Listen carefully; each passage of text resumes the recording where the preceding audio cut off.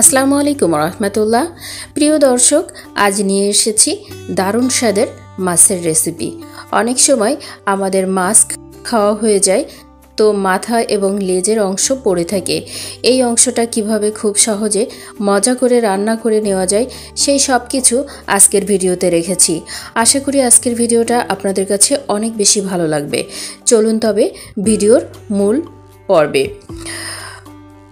মাছ রান্না করার জন্য এখানে আমি পিস করে কেটে নিয়েছি লেজের অংশটা, একটা বড় মাছের লেজের অংশ এবং মাথার অংশটাও আমি এভাবে মাছ থেকে কেটে নিয়েছি। মাথার অংশ এভাবে মাছ থেকে কেটে নিলে রান্নাটা খুব সহজে হয়। নিয়েছি কয়েক টুকরো মাছের পিস, এইগুলা আমি প্রথমে ভেজে নিব। বড় মাছের ক্ষেত্রে একটু ভেজে রান্না করলে খেতে বেশ ভালো লাগে। তার জন্য দিয়ে দিচ্ছি লবণ, হাফ চা চামচ লবণ দিয়েছি, হাফ চা চামচ হলুদ গুঁড়া দিয়েছি। এটা সুন্দরভাবে মাছের গায়ে আমি মিশিয়ে নিচ্ছি। আপনারা এরকম বড় মাছ রান্নার ক্ষেত্রে মাথার অংশটা এভাবে কেটে রান্না করবেন, তাহলে খুব সহজেই কুক হয়ে যাবে। আর মাছগুলোতেও সুন্দরভাবে লবণ হলুদ মিশিয়ে কিছু সময় রেখে দিতে পারেন। এখন ভেজে নেওয়ার জন্য চুলায় আমি একটি কড়াই বসিয়ে দিয়েছি এবং চুলার জাল অন করে রেখেছি। দিয়ে দিচ্ছি সরিষার তেল।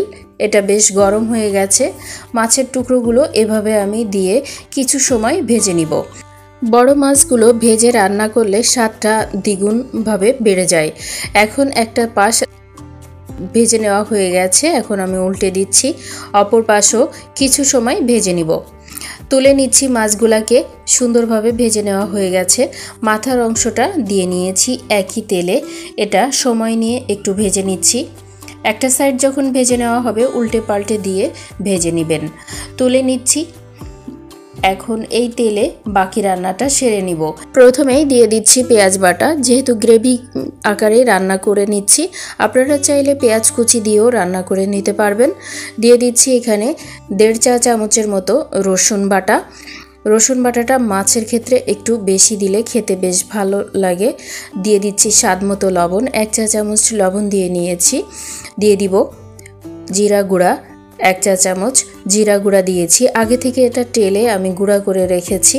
দিচ্ছি হলুদ গুঁড়া 1 চা চামচ, আর দিব শুকনা ঝালের গুঁড়া 1 চা চামচ। এই সবটা আমি কিছু সময় নেড়ে চেড়ে কষিয়ে নিব। মাছের এই মশলাটা আপনারা চাইলে 2 থেকে 3 বার কষিয়ে নিতে পারেন। অল্প অল্প পানি দিয়ে কষিয়ে নেবেন, তাহলে ঝোলের টেস্টটা অনেক বেশি ভালো লাগবে। আমি এভাবে পানি দিচ্ছি এবং অল্প করে কষিয়ে নিচ্ছি। 2-3 বার কষিয়ে নেওয়ার পর আমি ঝোলের পানিটা দিয়ে রান্না করে নিব। এখানে আরও একবার আমি পানি দিয়ে নিচ্ছি। এটা ফুটে উঠলে আমি ভেজে রাখা মাছগুলো দিয়ে বাকি রান্নাটুকু সেরে নিব। বেশ ফুটে উঠেছে চারপাশ থেকে। মাছের টুকরোগুলো দিয়ে নিচ্ছি। মাছের টুকরা কিছু সময় এটাতে ভালোভাবে জাল করে নিব। এ পর্যায়ে আপনারা ঢেকে কিছু সময় রান্না করে নিতে পারেন। আমি এভাবেই রান্না করে নিচ্ছি। সবগুলো মাছের পিস দেওয়া হয়ে গেছে। এখন একটু নেড়ে চেড়ে নিচ্ছি, ঝোলের সাথে মিশিয়ে নিব।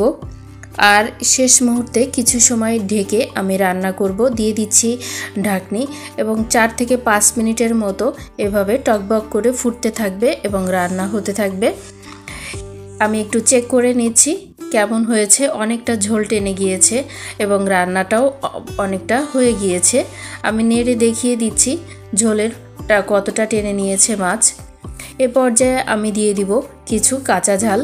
দিয়ে দিচ্ছি এখানে 4 থেকে 5টা কাঁচা ঝাল ছোট করে কেটে নিয়েছি।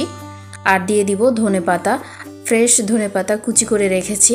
ধনেপাতা মূলত মাছের টেস্টটাকেও অনেকটা বাড়িয়ে দেয়। সম্ভব হলে আপনারা এটা দিয়ে রান্নাটা শেষ করবেন। এখন একটু নেড়ে চেড়ে মিশিয়ে দিচ্ছি। এ পর্যায়ে আমার রান্নাটা হয়ে গেছে। আমি এখন নামিয়ে পরিবেশন করে দেখাবো কত চমৎকার হয়েছে। তার জন্য একটি বোল নিয়ে নিয়েছি এবং মাছের টুকরোগুলো তুলে নিচ্ছি। খুব সুন্দরভাবে খুব অল্প সময়ে রান্না হয়ে গিয়েছে।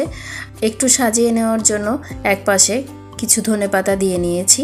দেখুন দেখতে কত লোভনীয় হয়েছে আর খেতেও অনেক বেশি মজা হয়েছে।